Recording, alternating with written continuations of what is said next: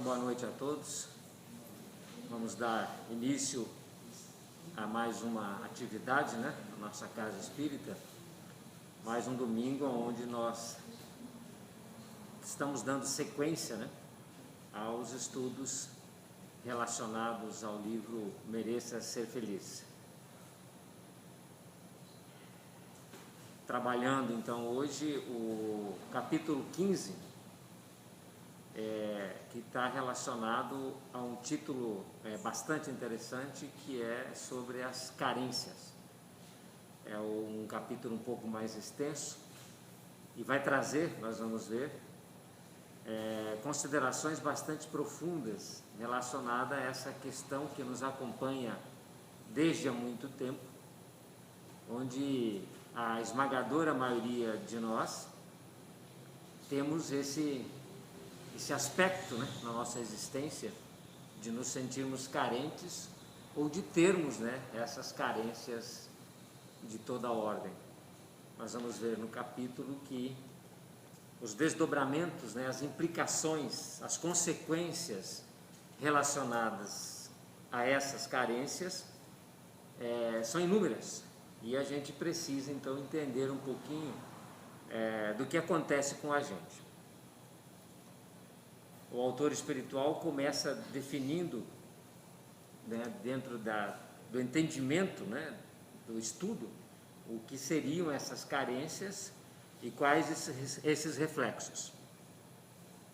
Carência é o estado íntimo de insatisfação que surge da privação de algo ou de alguma necessidade pessoal, cujo principal reflexo é o sentimento de infelicidade. Sob a análise espiritual, é um fluxo energético de vibrações não compensadas, reclamando o dinamismo da complementação para gerar um bem-estar e um equilíbrio na vida do ser. É uma força centrípeta que não ultrapassa a psicosfera individual em razão de constituir uma atração para dentro, um apelo para o suprimento de algo necessário à autorrealização. Então, são termos que a gente, de certa forma, está acostumado dentro da linguagem espírita, quando nós vamos trabalhar as profundidades do ser espiritual. E quando nós estudamos as questões relacionadas ao perispírito, que é esse organismo espiritual, essa veste nupcial, esse corpo astral, que traz um complexo sistema de energias e de vibrações. E essas vibrações, essas energias, quando o sentimento de carência se estabelece, elas são desorganizadas. É bastante interessante a nomenclatura usada pelo autor espiritual, porque nos auxiliam essas comparações ao analisarmos o que de fato acontece com o nosso organismo perispiritual. E nós sabemos que esse desequilíbrio de forças internas desestruturam o ser e acabam se refletindo ao longo do tempo no nosso organismo físico, sem antes, com toda certeza, desorganizar o nosso emocional. Por isso essa insatisfação proveniente da carência. Então é interessante quando ele fala, que nesse dinamismo vibracional, esse fluxo energético não compensado, acaba gerando uma força centrípeta, ou seja, aquela força para dentro. É algo como se nós estivéssemos sugando as coisas, atraindo para dentro de nós, e elas não saem para fora. Então é uma força de compensação por conta da minha carência profunda, que estabelece esse vazio interior, e aí a atração, ou a força para dentro, para buscar aquilo que me falta. Vejam que isso é energético, e de certa forma, a partir do momento de se estabelecer a carência, é um automatismo, é um dinamismo, ele é natural e obedece uma lei. Então é algo que eu não consigo deter com a minha vontade. Por quê? Porque estabelecido o vazio interior, a carência, essa compensação vibratória é automática. Então vejam que interessante. Por isso que é importante nós conhecermos esses mecanismos, para que não venhamos atuar nos efeitos, que será inócuo, se não estabelecermos o controle e a solução da causa. Seria mais ou menos, né, uma comparação que não é totalmente pertinente, mas para se termos uma ideia, é como se nós estivéssemos constantemente na nossa casa ou aqui mesmo enxugando o chão, porque todas as manhãs e todos os dias ele amanhece molhado, e eu todos os dias enxugo, e todos os dias ele amanhece molhado. Eu estou trabalhando num efeito, estou cansando, estou esgotando e não estou resolvendo, porque ele continua molhado. Seria mais interessante eu verificar de onde vem essa água, por exemplo, de uma torneira que está aberta, ou de um vazamento que precisa ser consertado. A partir do momento que eu fecho a torneira ou conserto o vazamento, eu não preciso mais enxugar o chão. Então é mais ou menos esse o aspecto de nós buscarmos a solução para essa descompensação íntima nas coisas externas, uma vez que a carência se estabelece por dentro. E eu não vou conseguir suprir essa falta, porque existe um mecanismo compensatório vibracional de energias estabelecido no meu ser espiritual, no meu perispírito, que estabelece essa força centrípeta para dentro. E eu não consigo movimentar esforços na contrapartida. Então, na ótica afetiva, é um processo de desnutrição que pode ter se iniciado na infância ou até mesmo em outras reencarnações. Advém de desejos recalcados, expectativas não colimadas, frustrações não superadas. Uma descompensação emocional pelas experiências traumáticas mal elaboradas, gerando episódios de conflitos e sofrimentos no automatismo da vida mental. Então, de novo a palavra automatismo. Então, em termos afetivos é interessante que ele coloca que é um processo de desnutrição. E como todo processo de desnutrição, eu tenho que fornecer alimento. Não adianta eu atuar de novo nos efeitos, tentando controlar os aspectos desse automatismo da vida mental, onde eu me sinto frustrado, onde eu me sinto insatisfeito, onde eu não me sinto completo ou pleno, onde eu tenho fome. Então, como é que eu vou alimentar, ou como é que eu vou fazer se eu sinto fome? Se há uma desnutrição emocional relacionada a uma descompensação vibracional, que é algo que se estabelece no meu organismo por ter um vazio interior.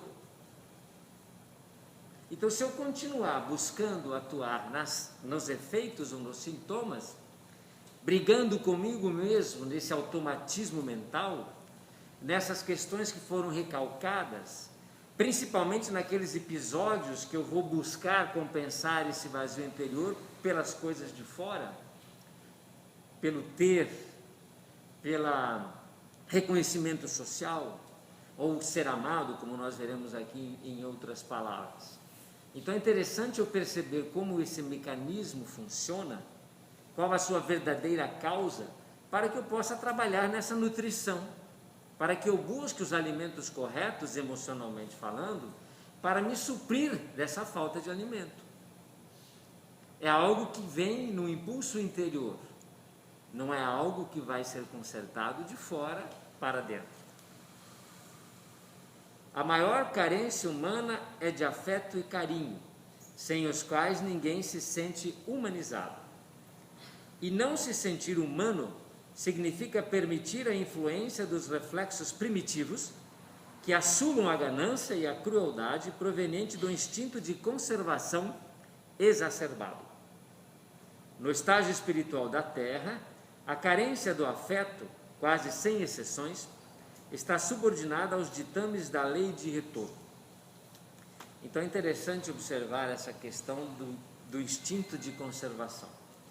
Por que muitos ainda no planeta agem de forma mais primitiva, tentando suprir esses instintos, através de uma ânsia, por exemplo, de ter, ou de conquistar, ou de adquirir poder?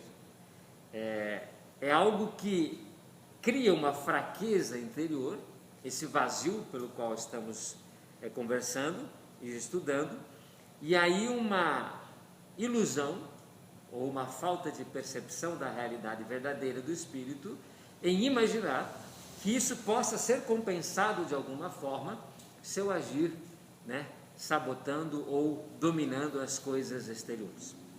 De novo, nós temos que entender que somos espíritos e que haveremos de desencarnar um dia e que nem o corpo físico teremos mais. Então, o que é que de fato me falta? Aonde estabelece a verdadeira carência é no espírito, porque isso é um estado íntimo, não é algo condicionado ao físico, aquilo que se estabelece por fora. E é interessante falar que isso pode ter sim se originado na infância, por uma falta de afeto, ou por uma percepção da falta de afeto, por algum trauma, ou simplesmente em outras existências aonde abusamos de certas situações e criamos esse desequilíbrio, essas descompensações interiores. Nem tanto do amor alheio precisam os carentes, porque a carência não está somente nessa ausência de ser amado. Acabam existindo mecanismos bloqueadores, compostos por processos emocionais e psíquicos do espírito, o qual se sente sob rigorosa prisão nos sentimentos, que são ativados automaticamente no campo mental, em razão dos despenhadeiros de ilimitados crimes do coração, que se arrojou em existências anteriores, agravados pela educação infantil em regime de aridez afetiva. Tais mecanismos levam a não se sentir amado, mesmo que o seja. Então é interessante porque às vezes não basta mais cercar este ser, seja ele uma criança, um jovem, um adulto, de infinitos carinhos, de afeto e de amor, porque o estabelecimento da carência interior dá a sensação ao espírito que ele continua não sendo amado, ele se sente abandonado, mas na verdade não é. Ele tem família, ele tem seres que o amam, mas ele não consegue preencher o vazio pelo fato de não se sentir amado, porque ele não se ama, porque ele traz as carências afetivas muitas vezes por esses bloqueadores do sentimento, mecanismos equivocados em que no passado utilizei o sentimento de forma equivocada e hoje, como que numa defesa, numa segurança automatizada, eu bloqueio o sentimento com medo de me machucar como outrora me machuquei. Então, pelos erros do passado, eu agora sou penalizado no presente por uma cobrança, por uma culpa que deveria ser erradicada. Seria algo como uma memória, em que um dia eu me queimei, então eu já não mais me aproximo do fogo, não levo a mão em nada quente, porque eu sei que se eu chegar perto eu me queimo. Pessoas que às vezes desenvolvem alguns pânicos relacionados a traumas anteriores, em que essa memória ativa um sistema de segurança que fala não avança, retrocede, não faz, você vai se machucar. Então esse bloqueio do sentimento, ele é um automatismo de segurança de um espírito que foi recalcado ou deixou-se recalcar e que não conseguiu traduzir de forma correta relações de sentimentos no passado, talvez por ter abusado, talvez por ter sofrido ou feito sofrer. E isso se estabelece como uma lei de retorno, porque a gente colhe aquilo que planta. E o nosso perispírito é perfeito porque é o arquivo da alma, onde todos esses reflexos são arquivados e precisam ser tratados. Talvez nós não tenhamos olhado para isso há quanto tempo. E hoje se estabelece uma fome interior que eu não consigo mais saciar, porque não entendo. Porque não reconheço esse alimento interior e busco fora o que está disponível interiormente. Não é algo que se faz, de novo, de fora para dentro. É um recurso que precisa ser ativado na intimidade do ser, para que esse sentimento de amor brote livre, natural, espontâneo, de dentro para fora. Mas ele não brota, e eu não me amo, e não me sinto amado, porque eu tenho fome e nada me sacia. É algo até triste de se observar, mas grande parte da humanidade, ainda nesse complexo de carência, tem uma série de movimentos exteriores que não se estabelecem de forma natural e espontânea, porque eles não são gerados no interior do espírito. É como se essa máquina que estivesse desligada, ou como se ela girasse em falso, está em ponto morto. Eu não engato essa marcha com medo do movimento que poderá advir dessa natural espontaneidade do amor. Aí eu me sucumbo, eu me bloqueio, eu me penalizo e sofro por não amar. Então vejam que isso é o retrato de uma humanidade que fez sofrer no passado e que ainda faz sofrer no presente. Basta olharmos as nossas relações, na sua grande maioria, se estão presentes nela de fato o afeto verdadeiro, a espontaneidade natural da fraternidade e da solidariedade. Não como um mecanismo social de compensação, como quem cumpre um compromisso, mas algo advindo no sentimento verdadeiro de amor ao próximo, que se manifesta e estabelece no mundo como uma consequência natural do amor, não como um compromisso a ser assumido para compensar essas descompensações naturais do ser.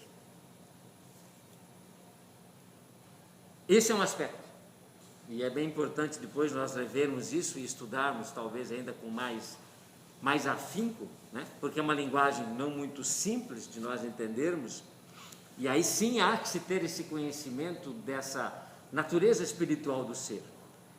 A irmã se vai trabalhar num livro, depois desse nós temos Reforma Íntima Sem Martírio, mas existe um livro chamado Escutando os Sentimentos, onde vai se estabelecer o que ela fala da cisão do reino, onde nós nos sentimos degradados ou expulsos do paraíso, esse recalque espiritual de quem se afastou da intimidade do eu profundo, da casa paterna, que não está em lugar nenhum do universo, mas que está em todo o universo. O afastar-se da casa paterna é o distanciar-se de si mesmo, é o afastar-se da sua essência. Quando eu provoco essa cisão, essa ruptura, eu acarreto quase que naturalmente uma carência afetiva, porque eu já não me reconheço, eu me abandonei em essência. Fui eu que fugi desse compromisso de manter-me fiel à fonte, onde nunca cessa, onde gera abundância, onde a casa do Pai, Deus que habita em mim, me supre com tudo aquilo que eu preciso, porque eu conscientemente me reconheço como filho pertencente à casa paterna. A grande maioria de nós, no avanço do egoísmo e no afã de individualizarmos-nos com poder, afastamo-nos desta essência divina. E se sofremos fome ou carências, é porque estamos desconectados da fonte. Então é importante, poderemos estudar na sequência, se todos entenderem que sim, o Escutando os Sentimentos, que vai trazer complementos bastante interessantes dessa romagem espiritual, dessa caminhada evolutiva do princípio inteligente do universo, que nasceu criado pelo Criador, pelo Pai, e que atinge o estado minal quando desperta para a vida consciente, se estabelecendo a partir daí como livre, sendo responsável pelas escolhas. Então é bem interessante a gente entender esse processo, para que não venhamos continuamente a enxugar o chão, sem consertar a torneira. E o outro aspecto, outra razão evidente das origens da carência, pode ser encontrada na ausência de preparo para lidar com as perdas.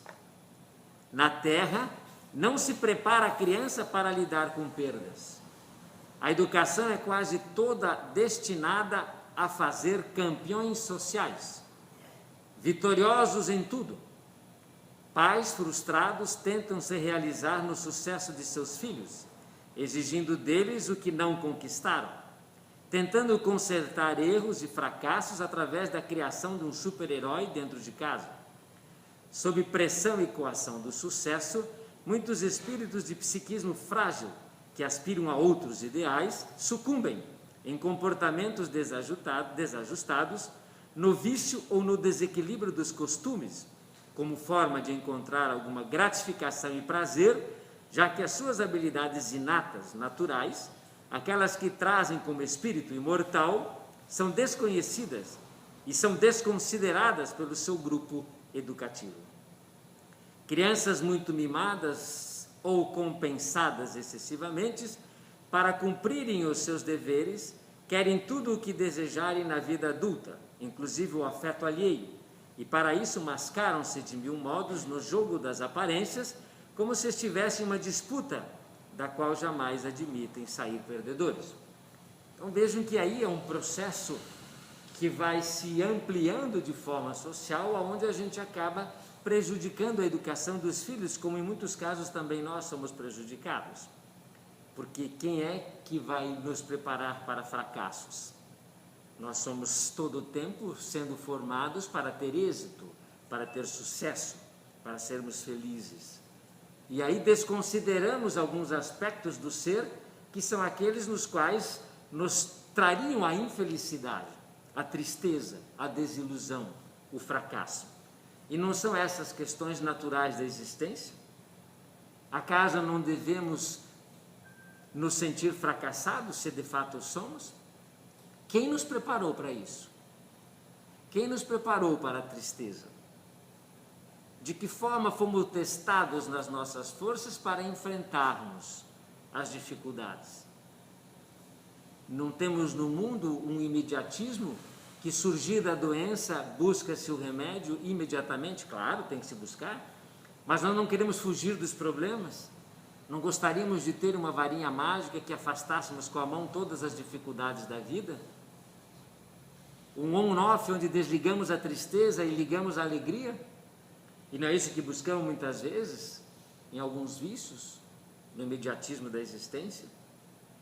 Acaso não temos que nos confrontar em todos os aspectos do ser, com todas as nossas sensações, sejam elas tristes ou felizes? Então é importante reconhecer que enfrentar as perdas naturais da existência é uma maturidade espiritual. E se não formos preparados para isso, de perda em perda vamos nos esvaziando. Perdemos um ente querido, já começamos mal a frase, jamais perdemos um ente querido. Não se perde um ente querido, ninguém morre. Mas se eu tenho uma visão equivocada da vida, eu vou me esvaziando de tudo, vou me desiludindo. As pessoas vão morrendo, as frustrações vão aparecendo, a tristeza e a melancolia se apresentam, o desânimo me ronda, e eu fujo dessas situações quando na verdade eu deveria enfrentá-las. Ninguém perde ninguém. As dificuldades que se estabelecem nos lares, com a criação de filhos, com as dificuldades da saúde ou da doença, com a incapacidade dos relacionamentos verdadeiros e profundos, são testes pelos quais passamos para reajustar a conduta e a própria vida. E para entender que se eu sinto fome ou carências interiores, é porque equivocadamente eu fui atrás do alimento errado, em suprir uma falta que não se supre. Não se trata de alimentar o corpo, mas de saciar a alma. Esse é o objetivo. Nós somos espíritos imortais, em experiência na Terra, para cumprir um propósito. De novo, não viemos a passeio. Estamos sendo continuamente testados para que de fato aprendamos o valor do amor e do afeto, acima de qualquer outro valor estabelecido no planeta. Nada é mais importante. Nada é mais importante.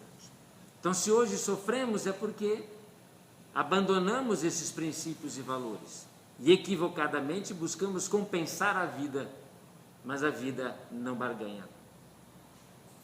A lei não abre mão e o Pai tem um estabelecimento rigoroso no universo, sob uma lei que não pode ser alterada e da qual não podemos nos distanciar, que é a lei de amor. Outras carências surgem como ilusões da vida moderna, estimuladas pela mídia e pelos costumes, exigindo verdadeiros imperativos de reeducação e controle para não levarem a padecimentos desnecessários e voluntários. As matrizes profundas da carência podem ser encontradas no subconsciente. É o vício milenar de exigir e esperar ser amado, sem disposição altruísta suficiente para amar. resulta de uma construção lenta e gradual com bases no egoísmo. Então, a gente percebe que a vida acaba nos trazendo muitas ilusões, e a mídia, como aqui fala, moderna, acaba, de certa forma, super estimulando as pessoas a terem aparências, a se movimentarem no mundo dentro de conquistas exteriores, materiais ou não, títulos ou não, sem perceber, como sempre dissemos, que a vida se estabelece por dentro, é de bastidores, é na intimidade. Então essas compensações que muitos julgam necessárias são verdadeiras ilusões, porque isso tudo, sabemos nós, fica por aqui. Solidão, ciúme, dependência, escassa autoestima, complexo de inferioridade, insegurança, fantasias, atrações proibidas, impulsos mentais permissivos, ambivalência sexual, depressões, patologias corporais e outros tantos quadros de sofrimento podem decorrer dessa tormentosa vivência da prisão emocional, reflexos fidedignos das atitudes inconsequentes e levianas de outros tempos. E nos bastidores de todas essas tormentas está o espírito carente, atestando sua incapacidade de amar, exigindo atenção e cristalizando-se no apego ou alimentando o ciúme em conflituosas crises de possessividade. Então, essa prisão emocional é justamente essa incapacidade em que nós temos de deixar que o amor flua naturalmente do nosso interior. Nos sentimos bloqueados por esses motivos ou por esses mecanismos naturais da existência por conta dessa descompensação alimentada durante muito tempo. Porque basta que nós analisemos como viveu a humanidade. A história da humanidade é a nossa história. Se quisermos saber o que fizemos, basta olhar o que fizemos enquanto humanidade. Éramos nós encarnados à época, ou ainda participantes da erraticidade, vinculados à esfera terrestre, junto daqueles que amamos ou não amamos. Toda essa situação que nos acompanha desde sempre deve ser urgentemente atendida.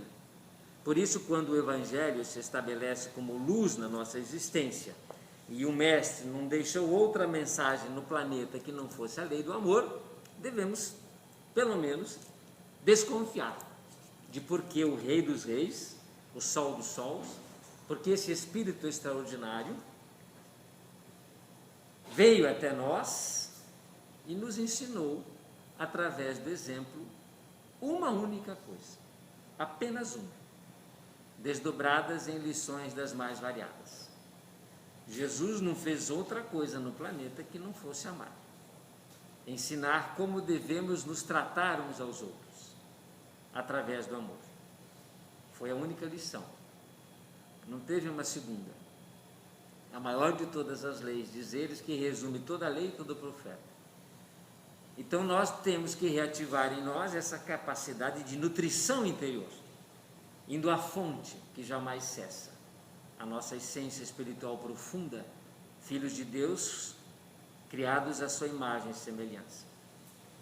A maioria dos homens se compara àquele mendigo de vestes rotas, subnutrido e mal alimentado, olhando para fora, de costas para um palácio de proporções extraordinárias. Bastaria que voltasse para o interior e adentrasse o palácio para receber alimento, agasalho e amparo. Então, enquanto estivermos com os olhos de não ver e ouvidos de não ouvir, retratando os reflexos do exterior, buscando desesperados alimentos que não nos nutrem, devíamos voltarmos-nos para dentro e cuidar das nossas carências afetivas, amando-nos intensamente, devotando amor imenso a nós mesmos, buscando o perdão de tudo e a todos, para que possamos nos libertar desses bloqueios e dessas prisões. Então, é amar e perdoar. perdoar e amar.